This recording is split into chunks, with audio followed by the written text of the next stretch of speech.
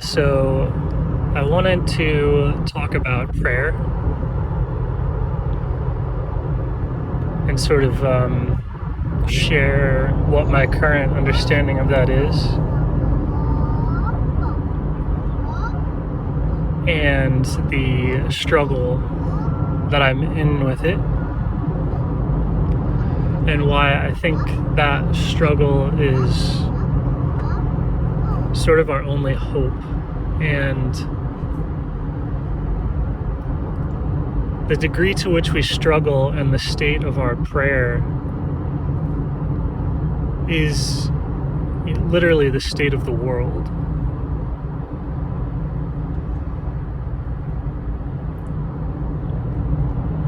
And so what I'm going to be talking about, I'm functionally horrific at it, because you can look around at the world and see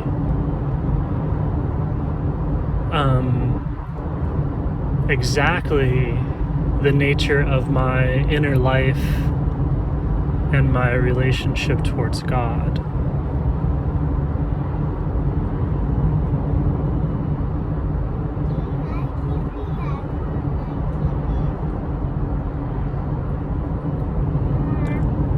To the degree that that sort of is like my full confession, is that it's like the stuff out there in the world, this horrific, dehumanizing force is identical to the state of my mind and the state of my being. Asher, look at all these Christmas tree lights. Aren't they pretty?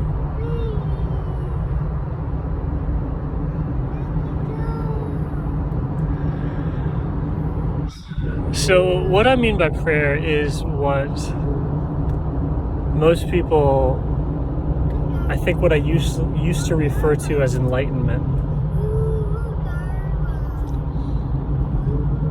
And that's also, I think, the stepping stone or the actual bridge into Christianity, is that Christianity begins with enlightenment as its like lowest step.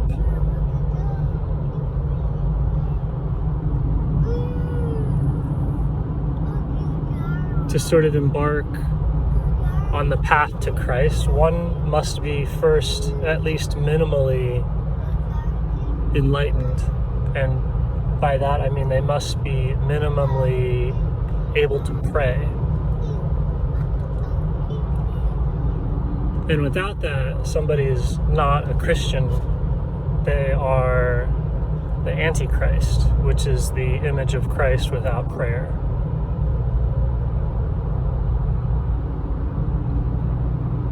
Especially someone who claims to be a Christian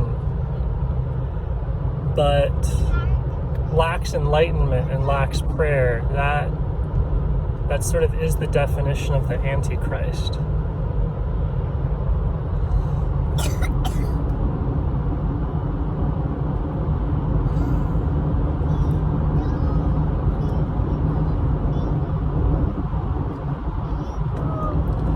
And so the way that I discovered how to pray was through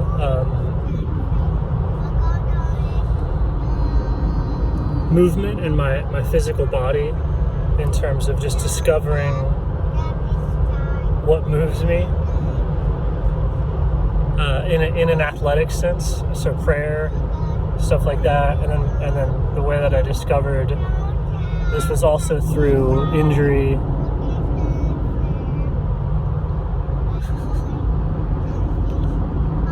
Injury and suffering, all types of suffering, from horrific back pain to having to take care of a 2-year-old.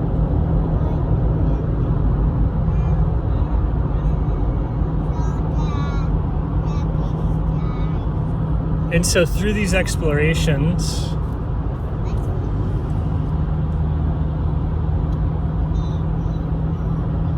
I found out the source of my movement, like the source of my body and the source of my being, and learned how to move from there.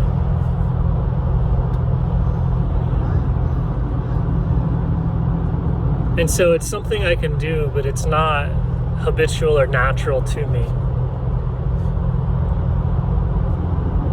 I have to put a lot of effort and attention and focus into letting go or dropping all of my old habits and my old delusions, like the physical effects that delusion has had on me the entirety of my life. I have to figure out how to let go of all of that. And so part of that letting go is like causes injury to come up into the body, into awareness. So it's like excruciating, physically painful. It can cause memory and trauma to come up into the mind, so that there's like, deep emotional pain. All these different types of pain that are really similar to going through with like a chemical withdrawal, except lots of different versions and variations of that. Like, let's say that you hurt yourself physically and you figured out how to sort of like ignore or not feel that pain, and that caused a shift in the mind state in the body. So like if you try and become conscious of that injury again, then it elicits the hurting. But it's not just at the point of injury. It's like everything that was under the dominion or influenced by that compensation mechanism, when the compensation mechanism is stopped, all of that hurts. So it's like an injury that's dealt with just hurts in a particular location and at a particular time, and then if it's accommodated to, right, which is like getting used to a mistake or relabeling a mistake as good. That's another way that I'm talking about the same thing. And it's also like getting hurt and then not doing the appropriate rehab, just diminishing the function of the body so that the injury isn't bumped into.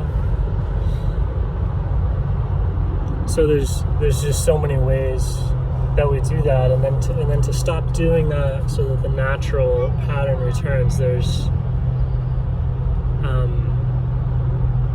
suffering or work that has to be done. Like, it's no longer suffering once it turns into work.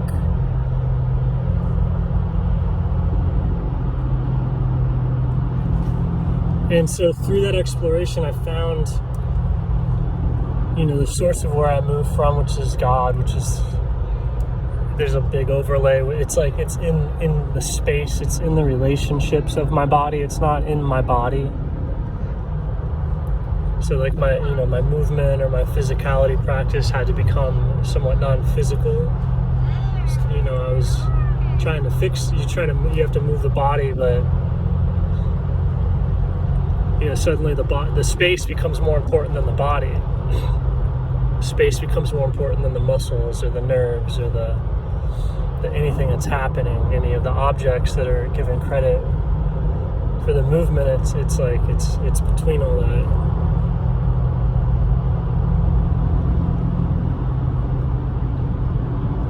And so that space from which I move between everything you could know or think about my body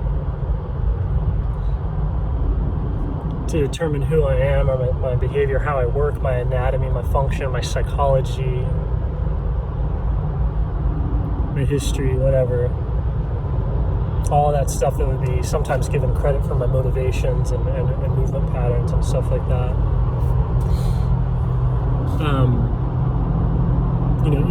In that direction. And so suddenly it's like that space or that relationship becomes closer to the primary identity than the body of the object or the self. And then that new identity in the space or in the relationships, that part is continuous with everyone and everything. It's because it's the same space. It's like the air that I breathe is the air in the room, is the air in the lungs of everyone else in the room. It's all the same space, even though you could block it. You could block the perception of this or create isolated spaces. There's just still always there's always still a connection, and any connection is an infinite connection in terms of how the space operates. It doesn't need a solid connection like energy or electricity to go from one place to another. It just needs any connection at all, and all of it can be there. So just like there's really no way to cut anybody off from breathing the same air. And no matter how many layers of cloth or fabric or how much you filter it or anything that you could do to make the air, the space look different, it's the same everywhere.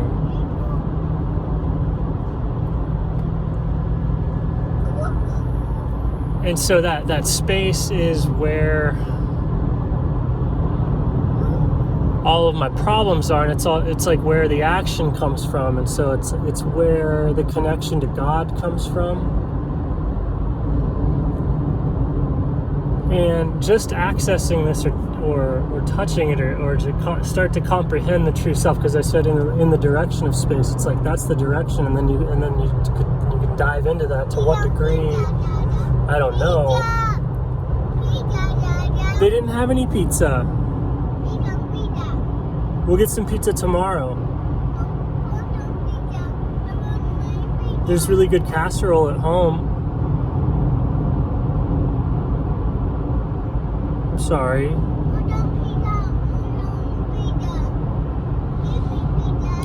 We'll get some pizza at home. Okay.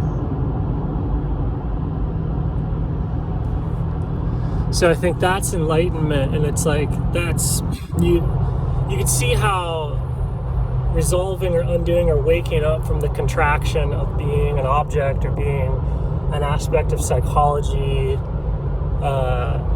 related to thought or denser, to be identified as a thought or as an emotion or an object, and then to be released of that initial jump is astounding, and I would call that enlightenment. And then the reason that this doesn't resolve anything is because that space is continuous with all of the problems, like super savage, twisted problems. And so prayer is like working on those problems. Being in the space and trying to give control over the space to God, instead of to maintain connection with the delusions and those poor old habits, and then to have more and more of the world controlled from our connection to God and from our souls and from our true self, rather than to have the ego or the self or the objects control things, the comprehensions, the understandings, any of them, right? And to be between that.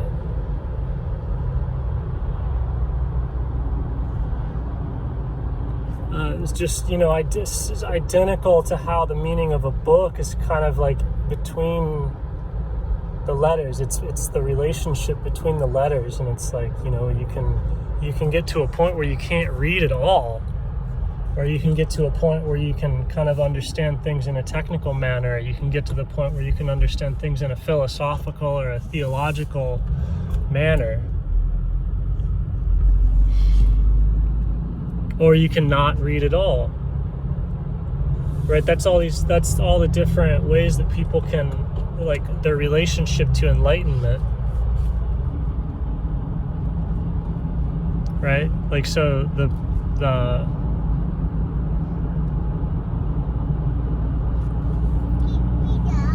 materialist is like a person who can't read, or they can only read books.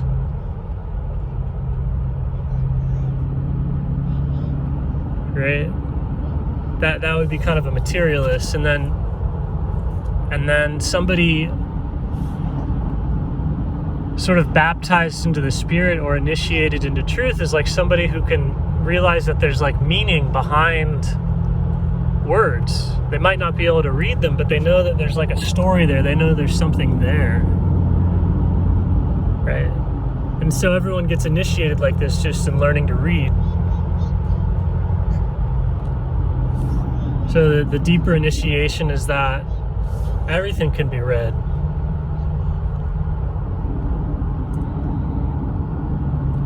And that state of mind is prayer. And it's not exactly what's read, but it's like putting the mind in the direction of that place, like the direction where you would look if you thought a sentence had profound meaning.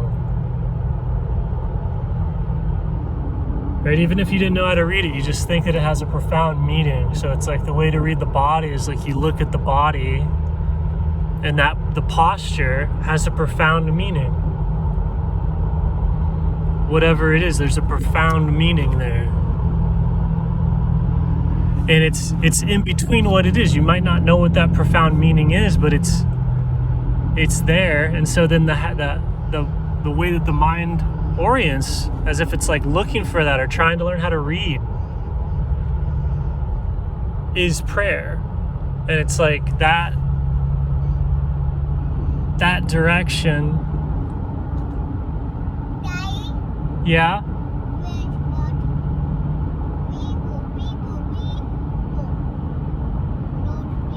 I don't understand what you're saying. I think it has meaning, though. It must.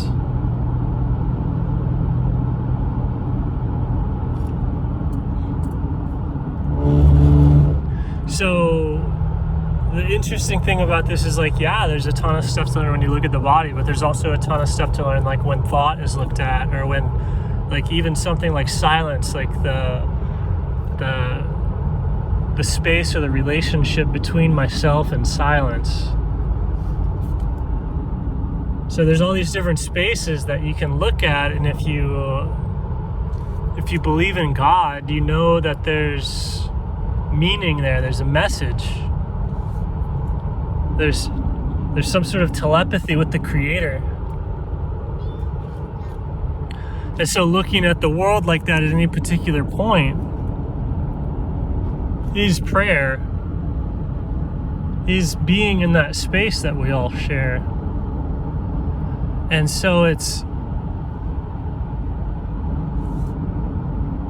like that everyone needs to go there and retreat there, because that's what's doing all of this.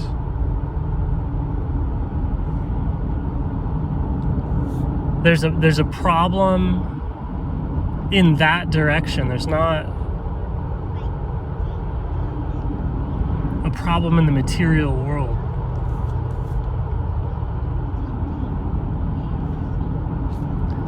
The material world is kind of like a final emergence of how we are reading.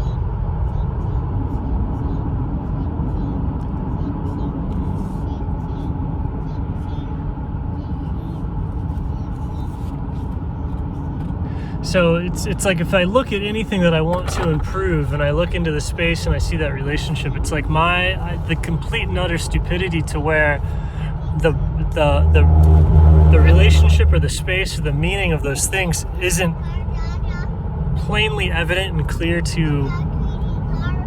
No, that wasn't... I was the crazy car. I ran over the center line. We're the crazy car. Normally I tell him about these other crazy cars, but just then I'm the crazy car.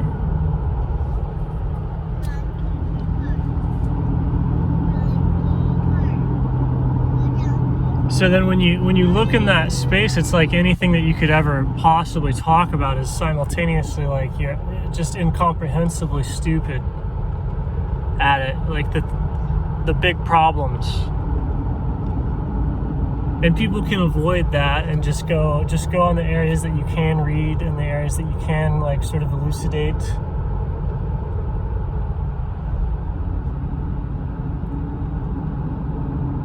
And that creates like a pocket of positive manifestation, but it's just the mind sort of fragmenting and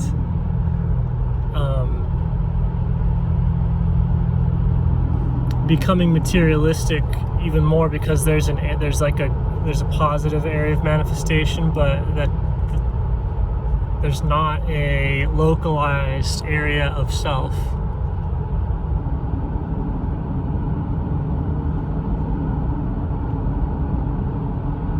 So it's like this from the space. It's like it's good to work and elucidate meaning and to heal and pray for the world in the immediate area around oneself, and to care for the space of oneself, especially since that's the easiest thing to look at or read or see, right? Is our self, our soul.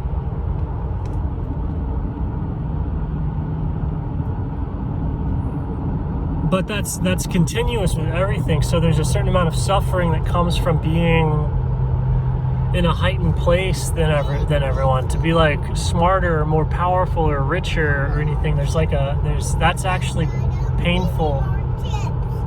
We ate all the chips. We both ate all the chips. We both want more chips. We'll get some crackers at home.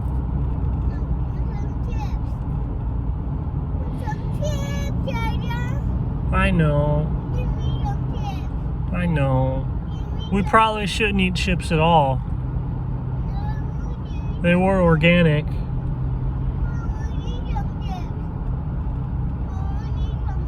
I know.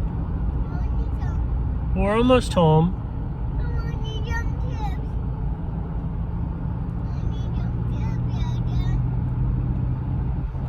So staying in that state though is so difficult. The amount of time that I stay in it is like it's genuinely seemingly equivalent to the number of enlightened people alive. Like that fraction of 9 billion or whatever. That's the fraction of the amount of time in my heart and my mind that I'm prayerful or sane or coherent or connected to God in any way whatsoever. And then the rest of my time is spent like a psychotic lunatic. I know, we'll get some chips at home. And so the amount of time that we spend in that connection is basically based on the number of saints or enlightened people in the world.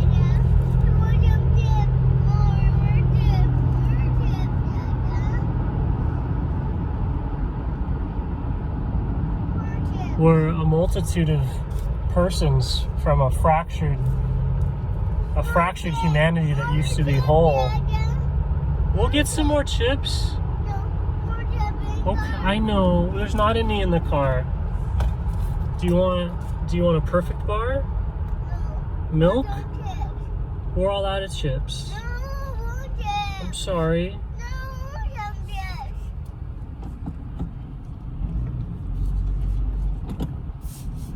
So it's like the battle for enlightenment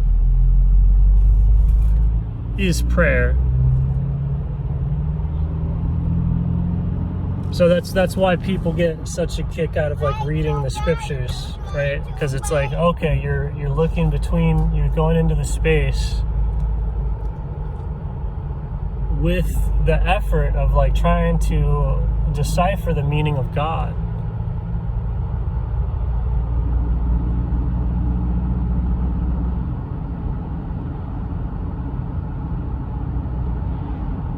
So that's the scriptures, the Bible is just the training wheels of prayer. It's the most basic type of reading and the most esoteric text. And the most basic type of reading is language.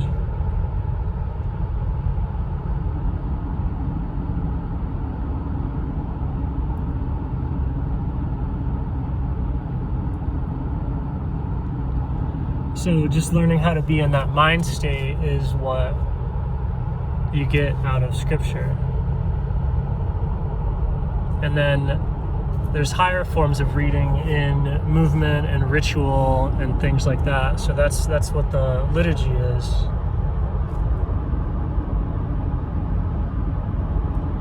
And then that's why scripture, we'll get some in other texts. That's how they're used in liturgies. It's a moment where we don't have any chips in the car. I'm sorry. We'll get you some at home. I'm sorry.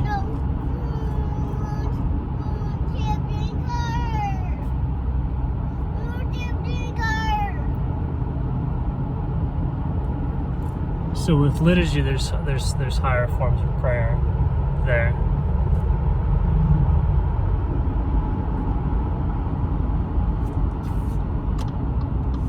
And then but the scripture, you know, the way it's read is kind of the opening of heaven. And that's like what people used to do in church is like compounded collective enlightenment, so that the enlightenment or the connection to God is even more intense than it would be alone. With these fractal layers of reading and meaning into reality, of looking into the space, aka prayer, aka being enlightened.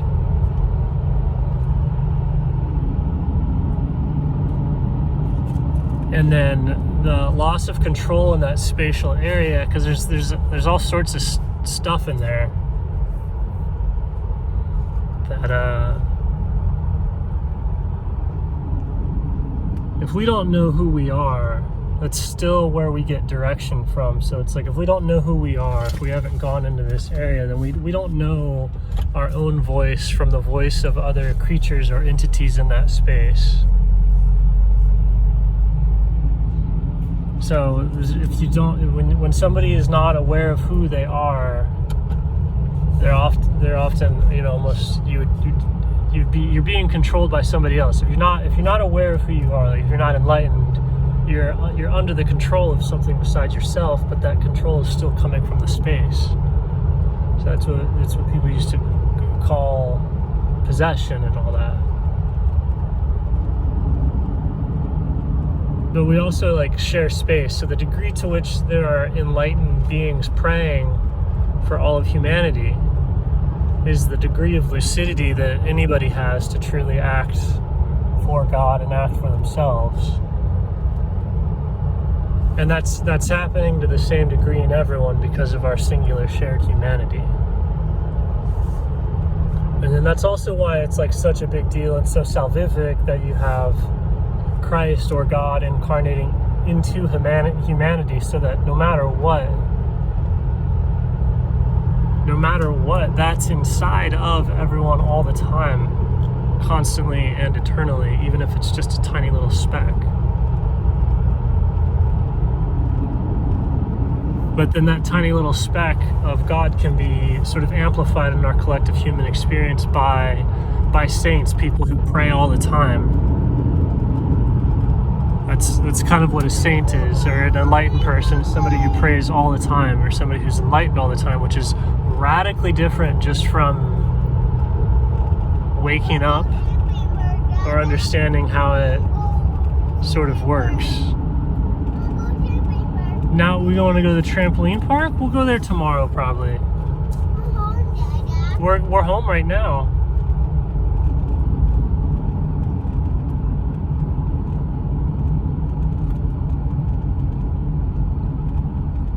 But that's kind of like why prayer is so important, and it's kind of like a group effort. There's no judgment and no condemnation or anything like that, because it's like that takes you out of prayer. And I think there are some people who have fully gone into prayer, and simultaneously they adopt the entirety of the world's flaws and sins of themselves, and simultaneously escape it at the same time. And that's the logos, or the purpose of all of humanity.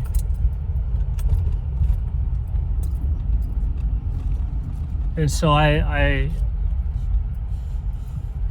not that, but I pray that I could become that, and I believe that dozens or thousands or millions of people have done that.